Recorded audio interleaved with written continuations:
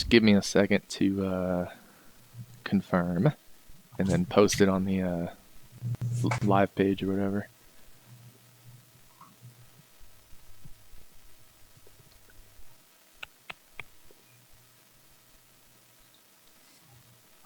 You did it on the RotoViz radio one or the RotoViz one? The RotoViz radio. Oh, there it is. Yeah. All right. Yeah, we're live. You did it on the RotoViz radio one or the Roto? Cool. I was just testing to make sure. All right, we're good. Ben, turn your mic down some more. Okay.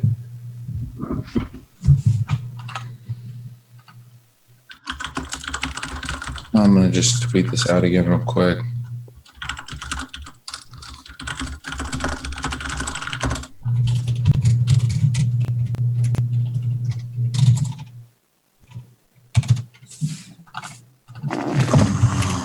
All right.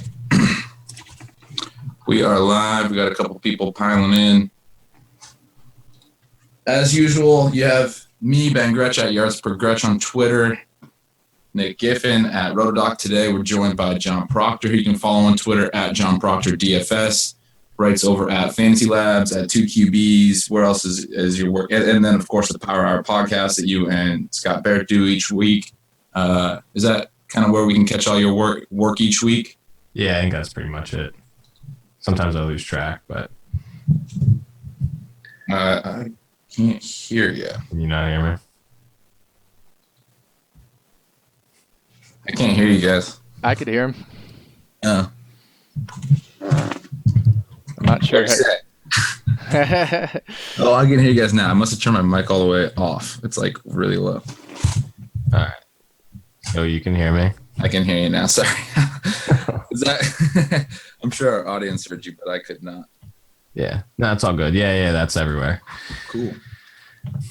All right. Well, we're going to jump to kind of some news. I think the biggest thing that everyone's talking about this morning is obviously the exciting news of Bryce Petty starting for the New York Jets. Not sure that, that's very relevant in terms of the Jets offense. I was actually kind of interested in Brandon Marshall for some GPPs, and I'm going to be a little bit lower on him after this news. But I think it is a pretty good sign for the Rams defense. What do you guys think about that? Take it away, John. Oh, yeah. I mean, anytime you can start a defense that gets pressure against a quarterback who's like not really prepared to be playing, you just do it. Yeah. It's interesting. They haven't had a whole lot of backup quarterbacks this year. I was thinking about this actually earlier this week. I mean, early in the year, we had Garoppolo and Brissett, but no one's really piling on defenses against the Belichick offense. Like, he kind of game plans around that a little bit.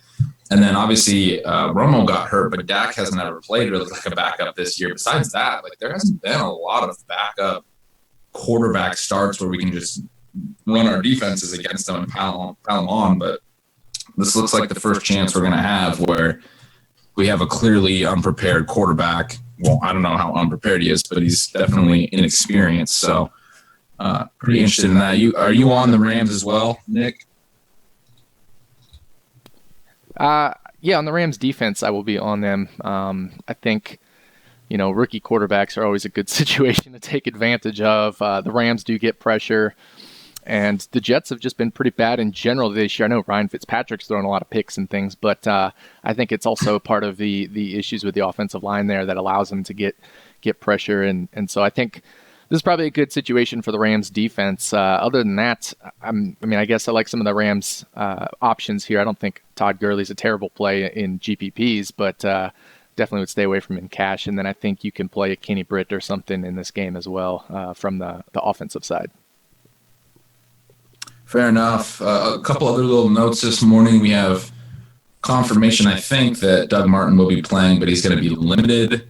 Carlos Hyde is also going to be playing, but it sounds like he'll also be limited. I think that takes DeJuan Harris out of play. The Bucs running game is not really exciting at all either for those same reasons. I'm wondering what you guys think that might do in terms of the Buccaneers game plan.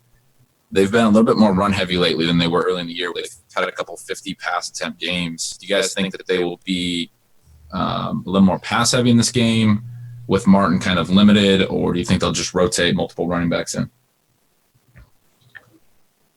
I think they're fine with Barber too. I mean, I don't think they have any trouble running him into the ground. So I think it'll probably look pretty similar to what they did last week, where they rotated Smith and Barber. I think we'll see something similar to that. Yeah.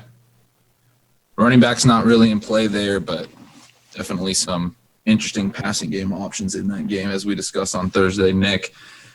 Another interesting note was James Starks. Looks like he's going to be kind of a true game time decision. It sounds like he'll probably go, but they're saying they're going to check how he looks in pregame warm-up. So towards the end of this this show here, we run right through the inactive announcements, so we'll be able to have confirmation and discuss that. If he's inactive or active, how does that change your guys' opinion of Ty Montgomery? Nick, why don't you give your thought on that?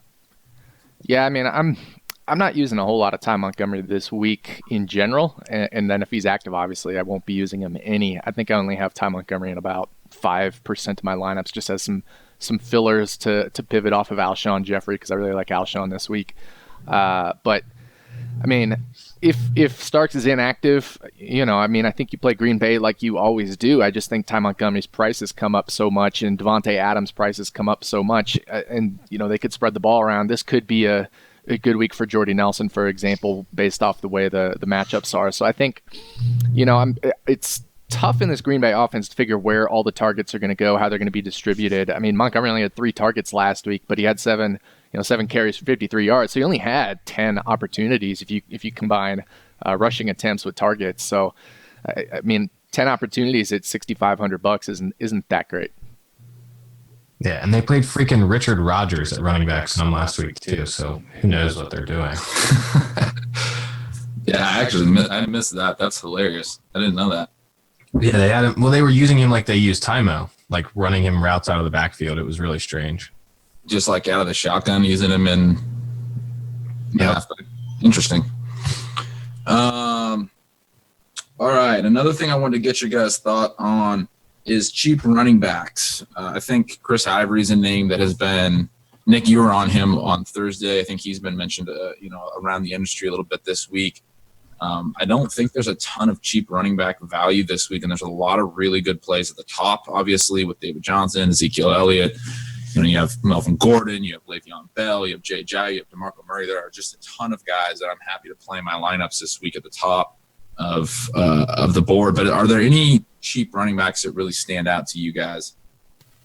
Yeah, I mean, Darren Sproles, Chris Ivory I mentioned. I think if he can get a touchdown, that would be huge. He had, I think, 13 carries last week. So if he continues that trend, then I can see playing him in some GPPs at 3,400, which I do actually have him in some GPP lineups. So the question is, will he get a rushing touchdown, because he hasn't had one yet this year. Or sorry, he's only had one this year.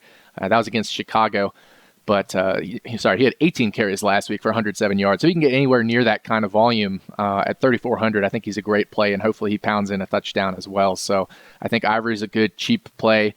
They did talk about in Seattle getting CJ Prosise some more work, and if they are playing from behind, we could see him catch a few passes. So I have a Prosise sprinkled into a few GPPs, but that's really the kind of the running backs I'm paying down for. I'm the way I'm trying to differentiate, instead of aside from paying up at running back, which I think a lot of people will do this week, I think paying in that mid range with either a Mark Ingram or a Lamar Miller, or even a Jordan Howard. That's kind of what I've been trying to do to differentiate from just all the expensive running backs, with some cheap running backs sprinkled in. Yeah, and dude, Ivory totally scored that touchdown last week. That was so bogus. Yeah. But that's a really cheap way to start a GPP too, is if you stack the Jaguars D and Chris Ivory, and then Sproles makes it. People look at Sproles and see that he had like a quote unquote bad game last week, but he had 9 targets. He almost returned that punt for a touchdown too. Yeah, good. Yeah, so Sproles is a great play. Yeah, and I mean the Vegas line basically just says that the Texans aren't going to score anything, so it makes sense to use Ivory. Are those two guys cash game viable for you guys? Because I think I'm going to roll with Ivory in cash this week, but I'm curious what your guys' thoughts are. I like Sproles a little more. I think he's a little safer, but I mean Ivory makes sense. It's just if Bortles throws a pick six and that game flow just completely tanks, then Ivory's going to tank. Yeah. Yeah, I think Sproul's a little more robust. He's a little more game script independent. So I have Sproul's already penciled into my cash game on it. Fair enough. We do have a question in the chat here. Need to know Big Ben in cash on FanDuel. How hurt was he last week? I would say I think he was pretty banged up. He was also on the road. He's going to be back home this week. I really like him this week. I'm not sure that he's my favorite cash game quarterback. What are you guys' thoughts on that? He's so cheap on FanDuel. So, I wouldn't blame someone for doing it, but I don't think I could really be excited about it.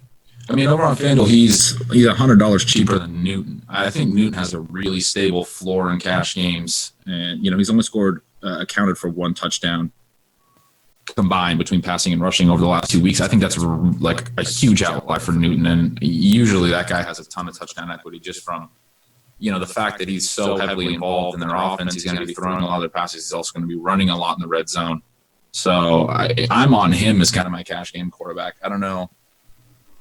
What are you guys thinking there? Well, I agree. I think Cam Newton, if you're playing on FanDuel where they're $100 apart, I think Newton just has a higher floor than Roethlisberger. They probably got a pretty similar median projection.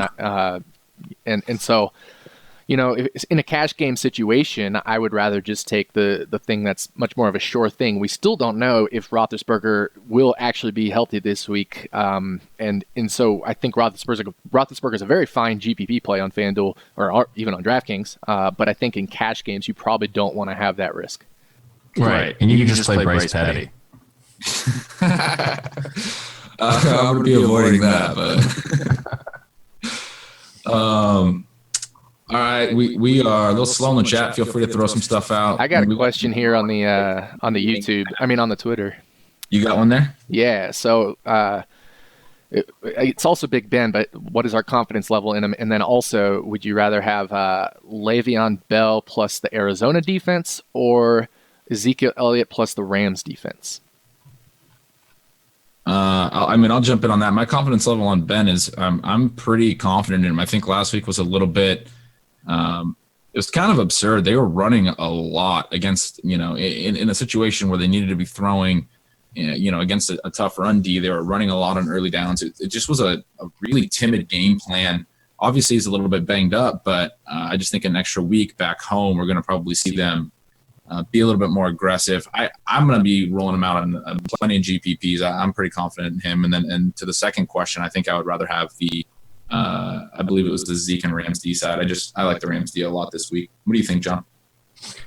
I don't know. I talked about this with some people last week too with Zeke. I think he has a capped ceiling weekly because they are happy to take him out of the game if they get a big lead.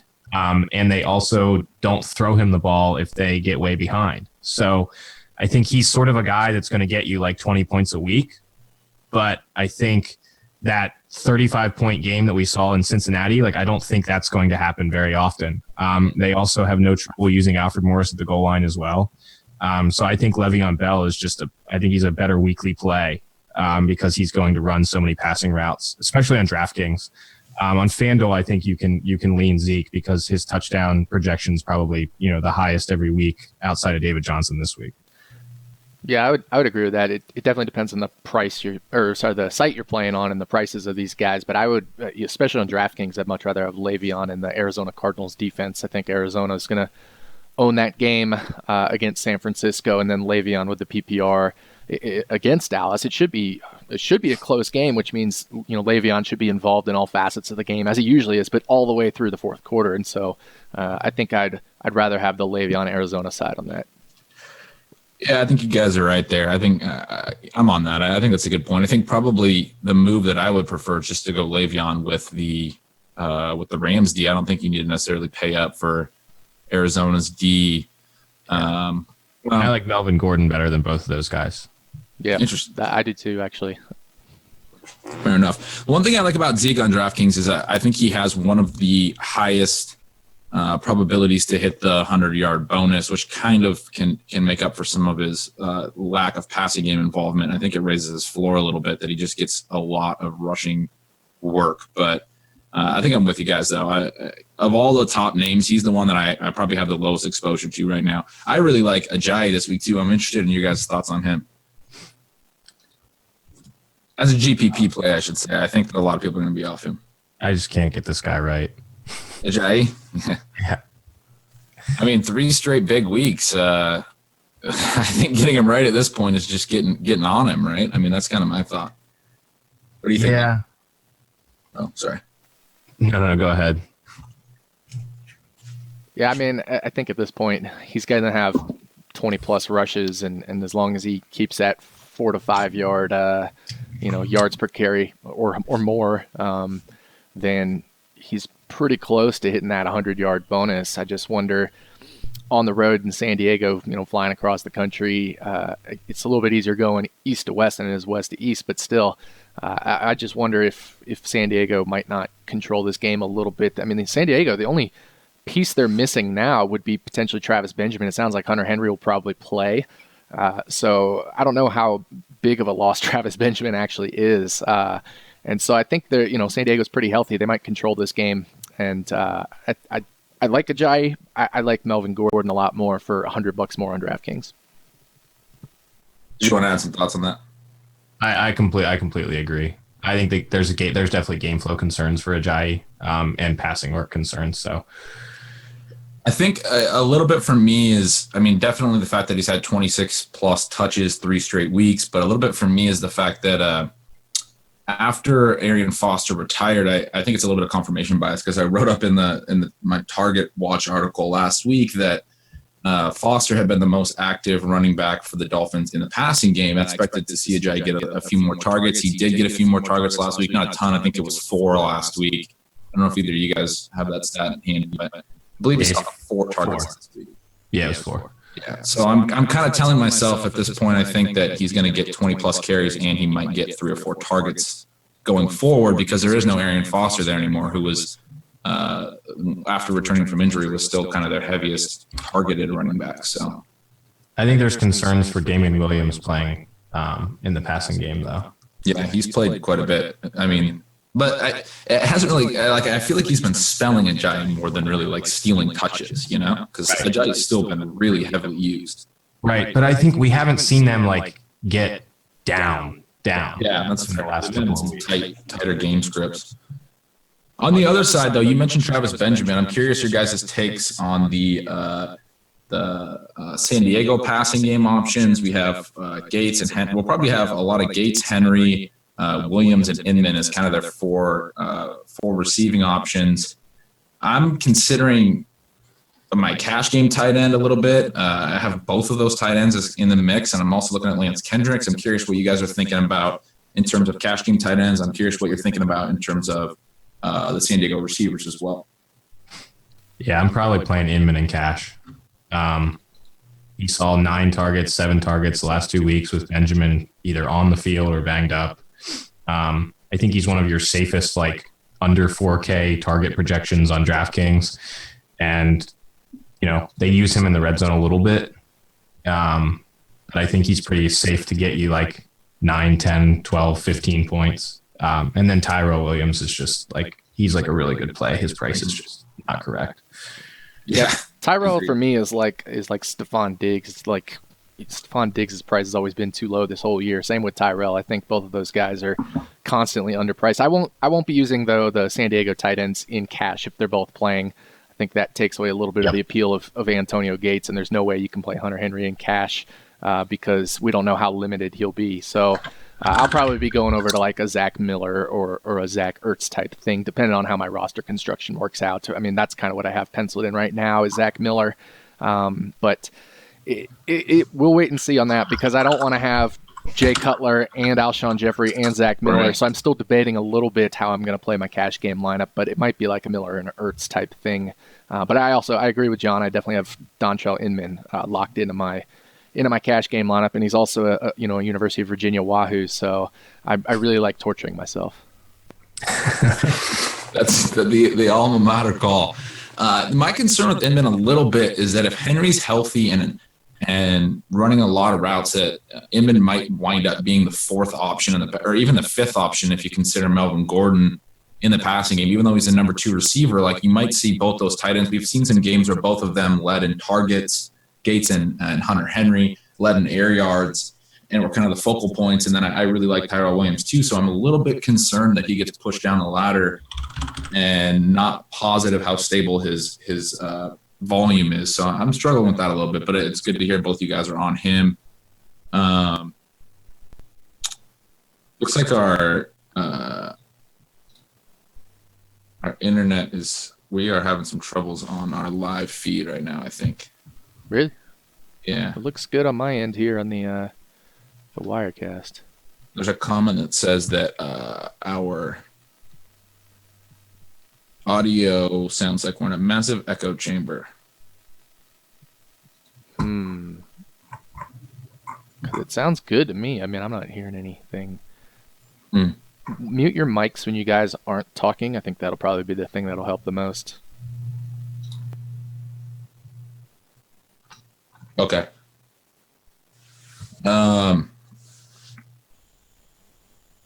It's weird. It's like keeps freezing on me too.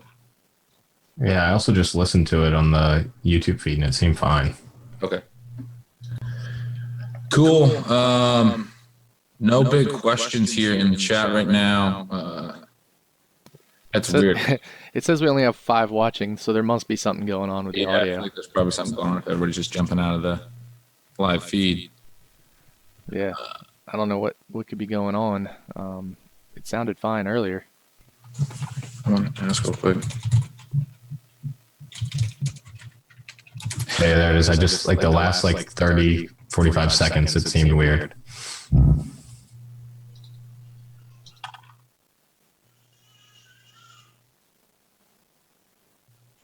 Well, I mean, we can just keep pressing forward, I guess. I don't know. I mean, I hear you guys fine.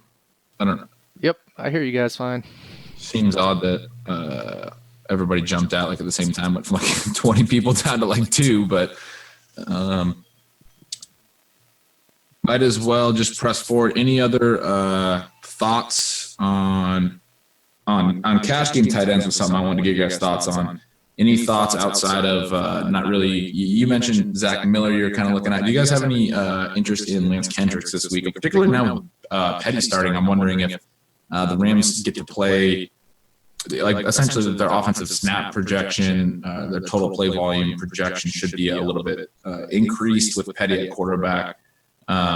Does that give you guys any interest in Lance Kendricks, or did you already have interest? What are your thoughts on him? Yeah, I like Kendricks. I like Kendricks a lot. 3K is just really cheap for a guy who's getting the types of targets that he's getting. They're using him in the red zone as well. He's like one of their top red zone options. He has 8 or more targets in 3 straight games. His snaps are on the rise. Tavon Austin's sort of snaps are on the downfall. And they're going sort of more to an offense with their big guys like Quick, Kendricks, and Britt, so makes sense. It's hard to go wrong when the tight end is 3,000 who's getting 8 targets.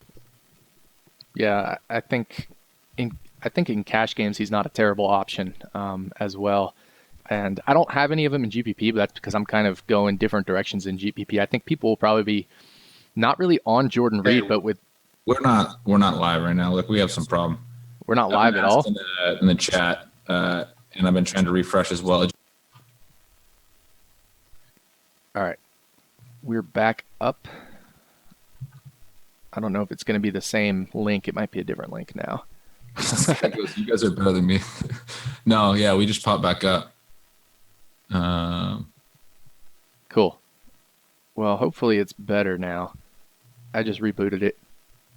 Yeah, there we go. So it sounds like we're good to go now. Just needed to reboot the stream somehow. Okay, I'm going to retweet it out and just say that. Cool. So, yeah, I was just going to say, in terms of tight ends, in GPP, I don't have any Lance Kendricks. That's only because I'm trying to do a couple different things with my tight end position. I think with Deshaun Jackson out, that could really open up targets for a few other players in that Redskins offense, and one of them, of course, would be Jordan Reed. So I like Jordan Reed as a GPP play. I wouldn't have a ton of them, but I would definitely be overweight compared to the field. So I'll probably have like 10 to 15% Jordan Reed. I think it'll probably be less than that because it's kind of a perceived bad matchup with Minnesota. And then same over in Kansas City with Jeremy Maclin out. I think Kelsey could just see a ton of targets this weekend. So that's also a good matchup as well. So I've been trying to get a lot of Jordan Reed and Kelsey into GPPs. So that's why I haven't gotten a whole lot of Lance Kendricks. Yeah, big fan of Jordan Reed this week. All right.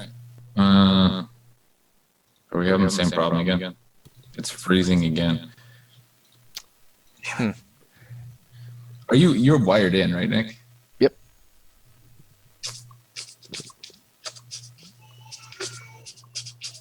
Shit. It says so there's this thing on Wirecast that says system CPU, and it says I'm only using 50% as well. So I don't know what's going on. Yeah, I'm wondering if we're just for whatever reason we're not. I don't know. I don't know if it's an internet thing or what, but this is the first time we've had 3 people on. I wonder if there's an issue with that. It's just struggling. We'll figure it out for next week. We'll just keep plugging on. I can at least I'd say restart it again if you don't mind, because that worked for a minute. I don't know if it'll continue to work, but okay, we're good now. We were just talking cash game tight ends, and you guys both mentioned that you like Jordan Reed. You want to give your thoughts again on Reed? I guess you can go look at Eric Ebron's game log, or you can just look at. The Vikings are really good on the outside. They have really strong corner play, and they are not as good on the interior as people think. And they get heavy pass rush, so the quick hitting guys are who are going to see the most targets. Fair enough. Nick, did you want to add any extra thoughts on Reed? I don't know if we got that out there. No, I already started the Reed stuff. I think with those extra targets going around, I just really like him this week, and I'm tired of not winning the Millie Maker by fading Jordan Reed. Fair enough. Anything else big you guys are thinking about while we wait for some inactive news that you wanted to discuss here? Yeah, let's talk Rashard Matthews. Okay. Yeah, we talked about him for a minute off the air. Me personally, I'm struggling with it. I think that Delaney Walker is probably the most stable option in that passing game right now. Matthews looks like the number 1 receiver. We kind of talked on Thursday how last week or a couple weeks ago, I was thinking that Kendall Wright might look like the most stable target receiver. And right now I'm just kind of thinking that the receivers are going to kind of fluctuate. We saw Tajay see more targets last week than he had in a while. So he got more involved. I think it's tough to know who's going to get the volume, but I think he's an interesting option. He's probably my favorite this week, but I feel like next week I could be just as on Kendall Wright, Yeah, that's my thing, man. It's just good luck figuring out who's going to see the targets there. And I was thinking, going into the week, since everybody loved him, that he's had a ton of red zone targets. And then you look and he really hasn't. He's just turned all of them into touchdowns. And I don't think that's sustainable. What are your thoughts on Matthews, Nick? Sorry, I'm kind of fiddling with Zoom here. So I'm not really playing him this week, and it's not because I don't like him. I can't really figure out what to do with these, Titan wide receivers in this whole receiving game, aside from Delaney Walker. But as far as the wide receivers go, I really have trouble figuring out week to week where the ball's going to go. And then I also really just like JJ Nelson at 4,200 or Inman down at 3,400. So I've been using a lot of Sanu up at 4,600. I think he's an interesting leverage play off of Julio Jones this week, which I love his slot matchup there this week. So I've just not been getting a lot of Rashard Matthews simply because I have a lot of other options on DraftKings that I've been gravitating toward. Give us your thoughts on JJ Nelson, John. What are you thinking? I know you also mentioned that you liked him. Yeah, I think I like him more than I like Rashard Matthews. But I've seen a lot of people on the Cardinals receivers this week. I'm not as high on them, I think, as the community. I don't see a lot of avenues where Carson Palmer is going to throw a lot of passes. So I think that, I see a lot of love for Larry Fitzgerald. Not as excited about him this week as everybody else seems to be. And then, I don't think JJ Nelson's going to get 12 targets again this week. But I do like him because I think with 7 or 8, the type of targets he's getting, he can still pay off his salary. Any interest in John Brown from either of you guys as kind of a leverage play on those two guys? No, I'm not really on the Arizona pass game other than JJ Nelson. Like I don't have any Fitzgerald, I don't have any John Brown, and it's not, especially with Fitzgerald, it's not because I don't like him. Just I find my roster construction being different this week. But as far as John Brown, I don't really see necessarily any value in leveraging off of David Johnson or Nelson in this situation. I think that might be more for some other situations, but I don't really see it as a situation I do this week. Fair enough. I'm considering him a little bit. I'm not sure. I might throw him into a couple GPPs because I think there's a lot of ownership now going to be going towards JJ Nelson. Probably not a ton, but he's been talked about a lot this week. Nelson and I think Fitzgerald is kind of the stalwart, and it just seems like a spot where you could get a sneaky John Brown big game out of nowhere, which is kind of like Arizona's MO. But I agree with you, John, that the passing volume, or I don't know, Nick, you might mention that as well, but the passing volume is certainly a concern. QBs, we haven't discussed QBs a ton. We talked a little bit about Jay Cutler earlier in the week, Nick. I'm kind of moving away from him. I think I'm more interested in Mariota if I go cheap, but I'm really interested in Cam Newton and cash. I still think Cutler's a really good play, though. So I'm curious, what are you guys' thoughts on QBs? Say in cash.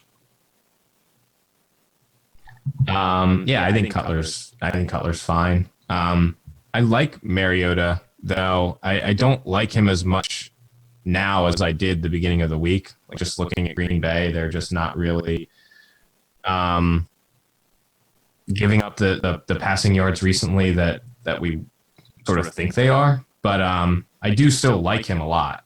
And I think Cutler's fine. The prop bets on Bovada for Cutler are pretty good. And I think Cam is in play.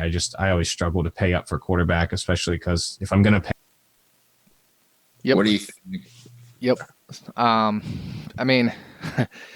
Cutler this week, I think I'll probably end up using him in cash games because I really like how my lineups look with him in it, even though I'm not in love with him. But I do want to get up to Cam if possible. I just need to figure out where I'm dropping down, and then I'll feel much better about my cash game lineups. But as far as quarterbacks at the in GPPs, I'm all over Big Ben, Cam, Matt Ryan. I like a lot this week. I think Carson Wentz could be a little bit interesting just because that game is a high total and it has the potential to shoot out. And he's down at 5,400 against on DraftKings against an Atlanta pass defense that's allowed the most DraftKings points to the quarterback position in the league. I of course really love Russell Wilson, as we talked about on the Daily Show Thursday. I just think Seattle keeps this game a lot closer than the 7.5 point spread, and I think that at least Seattle's total will go over their projected team total, and I really like the way the matchup's set up there. So I'm still on Russell Wilson as well. So I've been using a lot of really, maybe other than Wentz, I've been using a lot of traditionally really good quarterbacks in Newton, Big Ben. I've got a bit of Russell, as I mentioned. So I just a lot of chalky quarterbacks, and Phillip Rivers, Matt Ryan. So that's what I'm doing in GPP. Interested that neither of you guys really talked about Mariota. He's been probably the number one. I think it's the number one QB in some formats. Actually, I think it's DraftKings and FanDuel scoring that he's been the number one QB over the last 5 weeks. He's averaged 3 total touchdowns per game over that time. Has 13 passing TDs, 2 rushing TDs, and he's only 5,700 on DraftKings. He is much is he? 7,400 on FanDuel. A little bit, not as much of a bargain there, but the DraftKings price, it's kind of crazy to me that he's 5,700 with a 5-game streak of 3 total touchdowns. Not streak, but he's averaged 3 total touchdowns over 5 games. You guys considering him at all, or kind of off him? He's 100% in play for cash. I'm probably going to have him in 0 GPP lineups. I agree. I actually don't think I'll have him in cash or GPP, but he is in play in cash. I think you can any quarterback you can use in cash, you can use in GPP because they could throw an extra touchdown or 2. That can happen. Mariota can also rush for a touchdown. I just won't have any because I like these quarterbacks that I already mentioned a lot better this week in terms of upside. There's a few comments, 2 or 3, about Cam, about his O-line being a little bit banged up, about maybe not seeing him run as much. I'll just say that I'm really comfortable with Newton this week. He's back at home. I think the 1 total touchdown over the last 2 weeks is a huge fluke situation. I don't know if we got this on. He's at his lowest price point of the year, and if everybody's scared of him, that's exactly when I want to be on him. I mean, because that means his ownership will be depressed and everything like that. I mean, if you can get Cam at discounted ownership at his cheapest price point of the year against a team that isn't actually amazing against the quarterback position this year, they're about mid-pack. I think I would want to be all over Cam in that situation. Yeah, I think he's a phenomenal play. I think he has just a ton of upside pretty much any week, but particularly at home. I think he's a really, really strong play this week. John, are you on Newton this week? Not really. Like I said, I just prefer Brady and Russell Wilson. I prefer that game.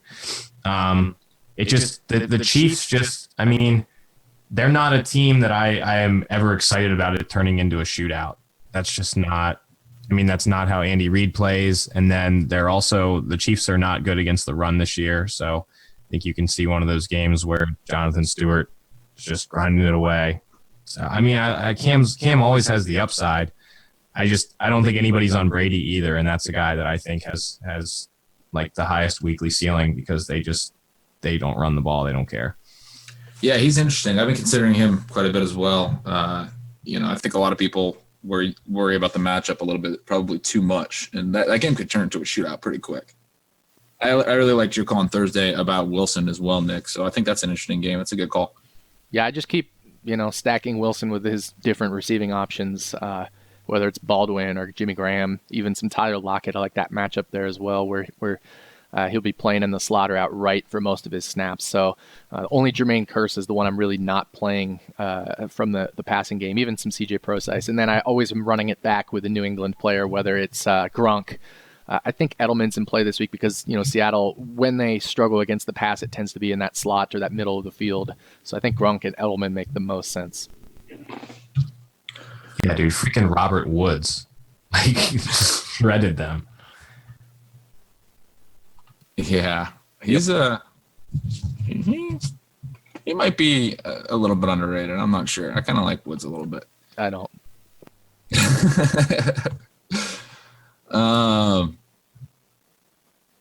I just asked the chat, kind of trying to figure out what we should be back to. I also there's a lot of people on Twitter doing the whole, the Patriots are gonna remove Jimmy Graham or remove Doug Baldwin from this game, and it's like the Patriots passing defense has been pretty bad this season. Does the remove thing ever actually is that a real narrative? Has that been tested? Because it was when they had Revis and they had Talib, and they were able to take this stud one corner, put him on someone, and then just shift the rest of their coverage to another guy. They were able to do that, but they can't do that anymore. They don't have the personnel to do it. Jamie Collins is gone. They don't have someone to put on a tight end. And I don't see where they're going to somehow just eliminate both of these guys or one of these guys. They've played really bad quarterbacks this season. So everyone looks at their total passing yards they've given up and they're like, oh, New England's good, but they've played like Charlie Whitehurst. They lucked into playing Landry Jones. It's been really bad. Fair enough. Question here: do we have a take on Ivory Yeldon? I'm way more on Ivory. I actually think that his volume looks pretty projectable at this point. I mean, I think that we should see a healthy amount of carries, probably 15 carries, given that he's only 3,400. I think that's a really good price point. What do you guys think on Ivory Yellow? Yeah, I mean, we talked about Ivory earlier in the show. I think he's a fantastic GPP play this week. I wouldn't probably use him in cash games, as we talked about. I think Sproles is my preferred option, although I don't think you can necessarily rule Ivory out. But I think he probably will continue to get 15-plus carries if game script is favorable, whether it stays close or the Jaguars are leading, which I think is very possible this week against a Brock Osweiler-led team.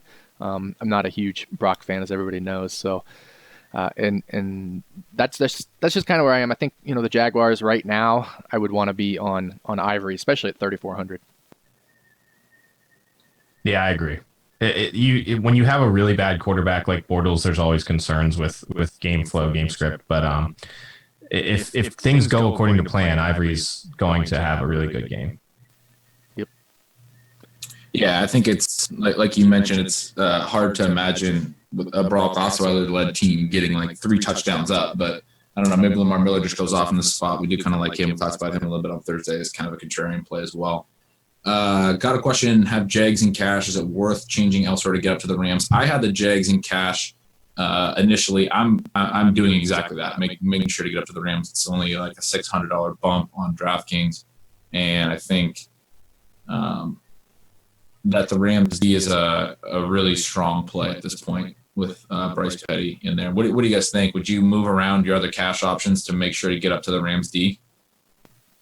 I think you probably can fiddle around at the tight end position to kind of get up to the Rams. So I would, depending on what your other lineup options are. Obviously, we don't know the rest of the lineup, but I would definitely consider messing around at the tight end position, maybe dropping from a Zach Miller or whatever to a Lance Kendricks and getting up to the Rams defense or something like that. If you're on Antonio Gates, I would get off him and drop down, further as well.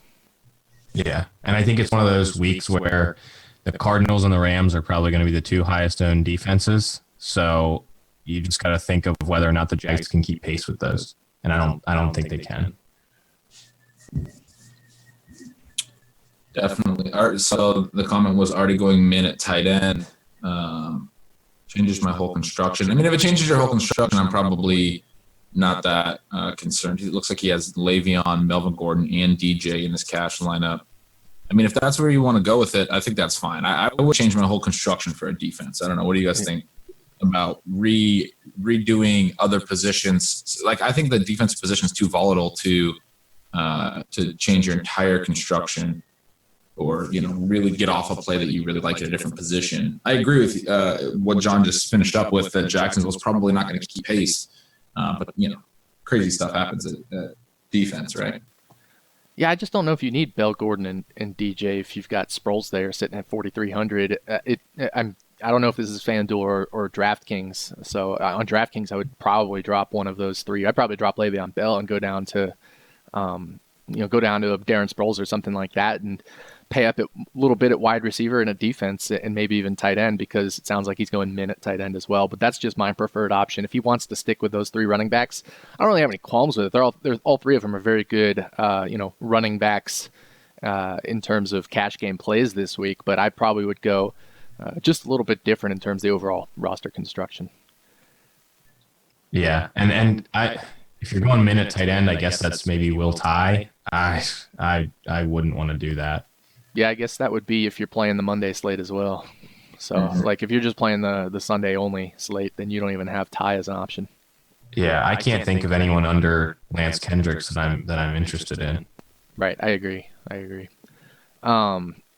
wanted to ask you guys about the wide receiver position. We haven't really talked about the wide receiver position a whole lot. We've hit on it here and there with some Inman or some JJ Nelson. But what are your favorite GPP plays at the wide receiver position this week? Go ahead, John. At the wide receiver position, I think Sproles is somebody Diggs is somebody who's not getting as much talk as he probably should be. I think you can play him in cash games as well, but I think he's in play for tournaments just because he's not going to be as highly owned as I would hope that he would be. And then Jordan Matthews is a guy who's interesting this week. He's seen a ton of targets the last 2 weeks, and they're going to have to throw the ball. Ertz is probably going to be the one that people have more of from that offense, and Sproles. But I think Matthews is a guy who could have a huge game too. He's going against Brian Poole, their slot corner, who's like really, really bad. Matthews is dead to me at this point. his volume has been so up and down, and I've had him a few times when, he's had those 4 target games, and, he's had just a ton of targets in the last couple of games, but I don't know. It's just one of those situations where you're always missing on a guy, so you go other directions.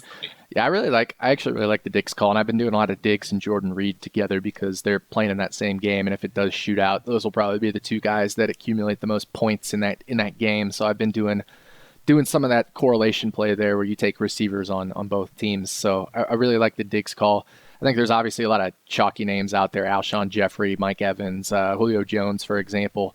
If you're paying up, I also really like Kelvin Benjamin this week. I think if you are going to play Cam, and if the Panthers do play pretty well, Kelvin Benjamin has a really good matchup against Phillip Gaines. He'll probably also see some Marcus Peters as well, which is a little bit tougher matchup, but not a whole lot. So I think I do like Kelvin Benjamin in GPP. He always has 1 or even sometimes 2 touchdown upside, and his price is now come back down from where it was in prior weeks. Fair enough. Yeah, totally on Diggs with you guys. I mean, that's something we talk about a lot on Thursday show pretty much every week. I think he's a phenomenal play. I think his price is way too low. We've definitely touched on that. I really like Tyrell Williams this week too. I think a lot of ownership is leaning towards Inman for price, and I think Williams is very clearly a step above. I mean, I don't know if ownership will be way heavy towards Inman, but I keep hearing him as the best value play, and I don't think a lot of people are going to play both those guys. So I think it's interesting to get Williams in your lineup wherever you can, because he's a really good value too. All the top guys that we talked about, Antonio Brown, Mike Evans, those are phenomenal plays. Eli Rogers is, I think, a little bit interesting. They're going to be without Darius Hayward-Bay, and is Marcus Wheaton out as well? Yeah. Yeah, so I don't know. What do you guys think? Are you taking any shots with Eli Rogers this week? I'm not excited about him, but I think you could. Yeah. I think a lot of his production last week came from them being way down. They're playing against prevent defenses. He got a lot of junk time yardage for sure. I was watching that game, and he definitely got a lot of junk time yardage. I have some Sammy Coates in that game. I don't have any Eli Rogers right now in GPP. Coates is a great play. He obviously put up a goose egg last week, killed a lot of lineups for people that went with Pittsburgh stacks and whatnot, but he did get loose in the second half and was open. I haven't really heard anyone mention this week, but he had a 70-yard touchdown on the board that Roethlisberger overthrew. I mean, it was like they weren't using him. He's definitely still that boomer bust player. So I think he's a great play if he hits a big one back at home this week. I mean, GPP play only pretty much. But. Yeah. I mean, I definitely like Coates this week, and I've been doing some different Pittsburgh stacks. So I've included, Le'Veon and Antonio Brown, or a Le'Veon and a Coates and a Brown, and or just a Brown and a Coates, different things like that. Just trying to get some exposure to that offense, which I think because Ben's priced so cheaply, and people still might be scared of him. I definitely want to be on that offense because Ben at that price tag in this game, with the total and everything like that, I think I want to be on him. You on Coates at all, John? Talking about players that are dead to you, Coates has been dead to me since the preseason. I don't know. I struggle with Coates, but the Miami does have weak cornerbacks, so it's definitely not Miami.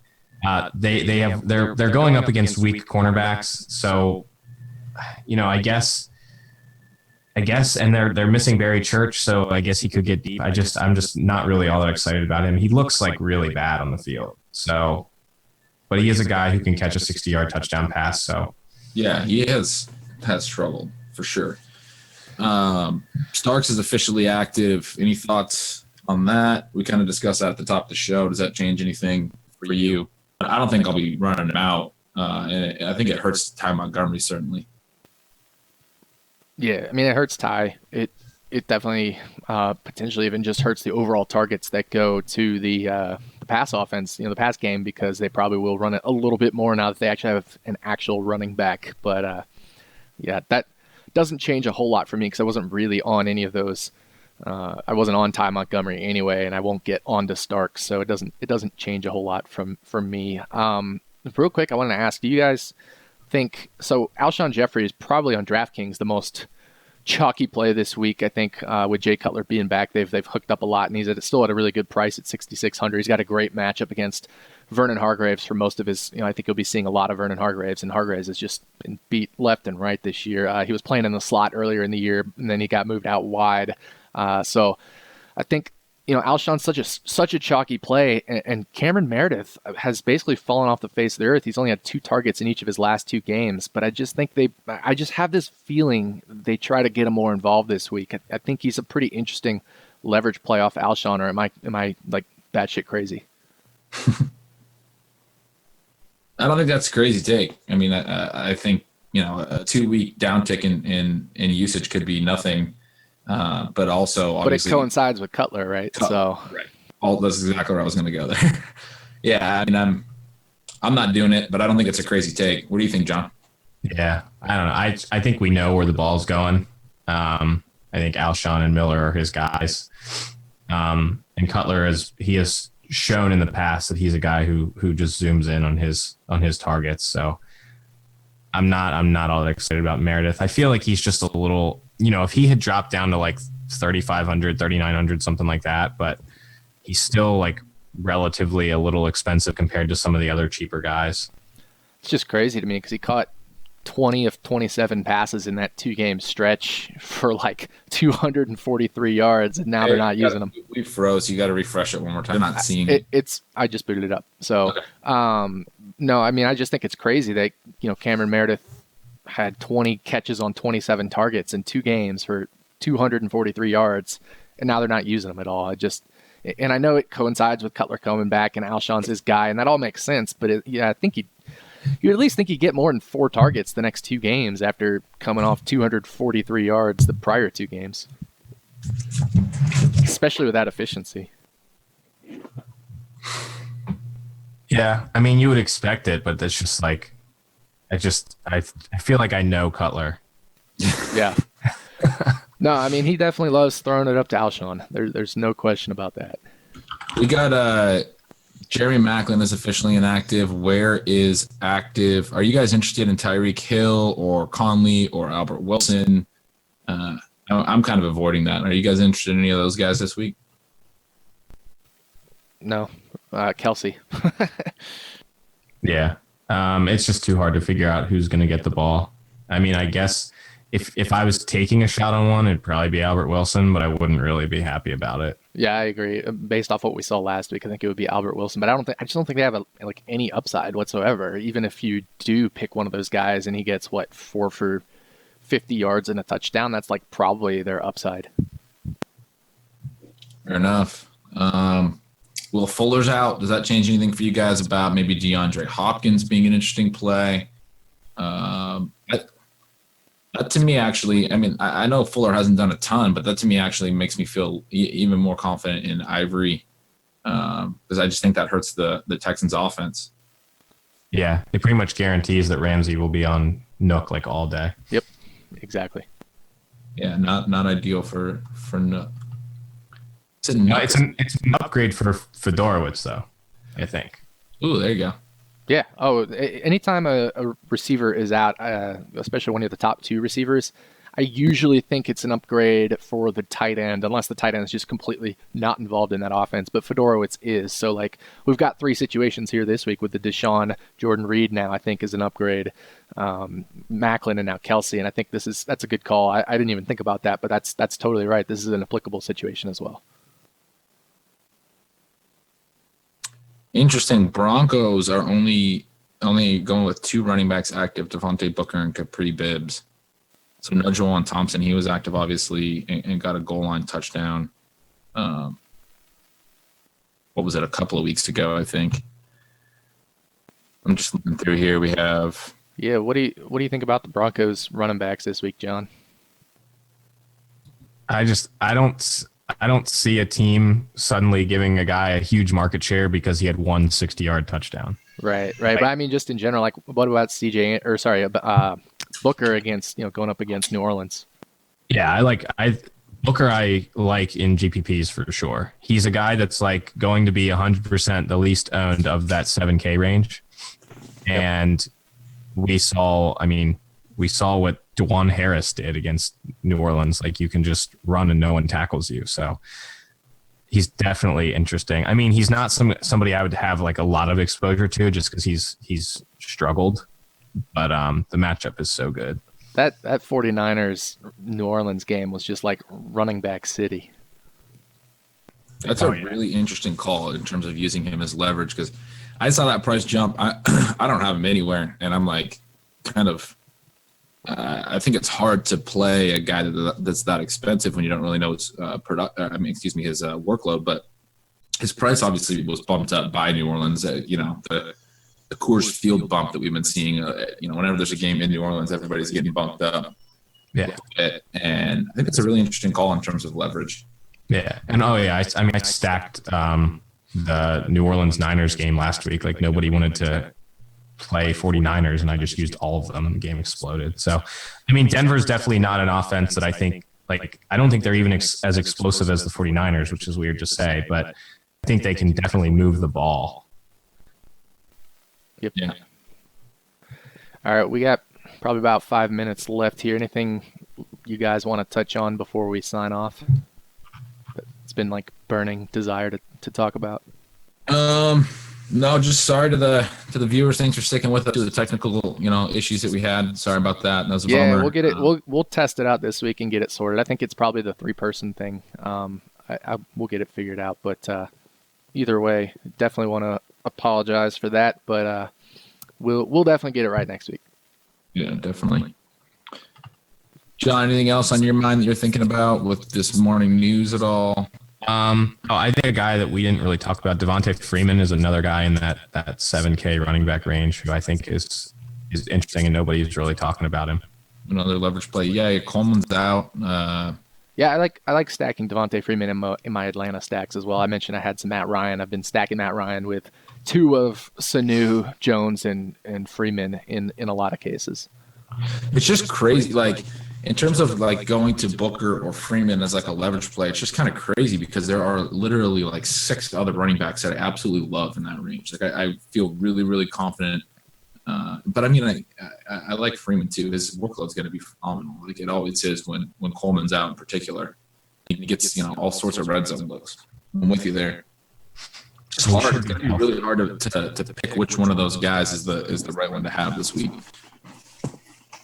Yeah. I mean, I think it makes sense to get off of David Johnson in GPP, not like completely obviously, but I think he's going to be, I don't know what, 50, 60% owned if that could potentially even be more. And at his price, I think there are some things that could go wrong. One of the things that could go wrong, God forbid, would be an injury, but another thing that could go wrong would be maybe Arizona just scores 2 or 3 touchdowns quickly through the air or on defense or something like that, and the game kind of gets blown open pretty quickly, and they just don't utilize him as much. And we saw that last year against the Lions. Carson Palmer threw like 4 touchdowns in the first quarter and a half, and they just took out, I think at the time it was Chris Johnson, and put in David Johnson. So, I think that's a possibility. And then if you can, use some of these guys, maybe it's a Mark Ingram or a Lamar Miller or a Devontae Freeman or Devontae Booker, some of these guys, and they can put up comparable numbers to David Johnson and save you $1,000, $2,000, $3,000 in salary. I think that's a really smart way to go in GPPs. Yeah, I totally agree with the potential for his upside to be capped if they get out ahead. I mean, if they get out a few touchdowns, this could totally be a game where they just they've been riding him a lot, where they just decide they want to scale him back a little bit as workload. I could, absolutely see them not giving him, 20, 25 touches. They just do get way out ahead. He still could score, quite a few points with a limited touch number. But yeah, with the salary savings, you could have a guy like a Gordon And I still really like a Jai or a Murray end up with more points and, obviously the salary savings as well. Yeah, I just What do you think think the likelihood of that is, John? That Johnson isn't the top scoring running back, basically. Like the odds that he's not the top scoring running back? Sure, yeah. It's like really low. I don't. The whole like he gets pulled for Ellington thing. I'm not buying it. They blew out the Jets and Ellington had 5 carries. They blew out the Niners and Ellington had 6 carries. So unless Arians suddenly changes his offensive philosophy of just giving Johnson the ball all the time, I don't see him coming out of the game. I mean, they would have to be up by a lot. I mean, they legitimately blew out the Jets, and he was in the whole game. Fair enough. That's a good point. All right. Any last thoughts? Anything else you're thinking, Nick? No, I think we're good. We've kind of at this point covered all the positions. I wanted to make sure we got the wide receivers in there, so I think we're good. Awesome. I think we're going to be logging off then. Remember, if you aren't a RotoViz subscriber, you can go to rotoviz.com/podcast and get the 30% viewer discount. Appreciate all you guys sticking with us while we had some technical difficulties. Really want to thank John Proctor for joining us. You can follow him on Twitter at John Proctor DFS. Read all his work at Fantasy Labs and 2QBs and watch his usually Friday night podcast, sometimes Saturday podcast, the Power Hour. Yep. Usually Friday nights. Power Hour is one of my favorite podcasts to watch, and I usually drink along. All right, guys. Well, yeah, thanks again for sticking with us. And for Nick and for John, I'm Ben. We'll see you guys next week. Thanks for having me on, guys. Yep. Yeah.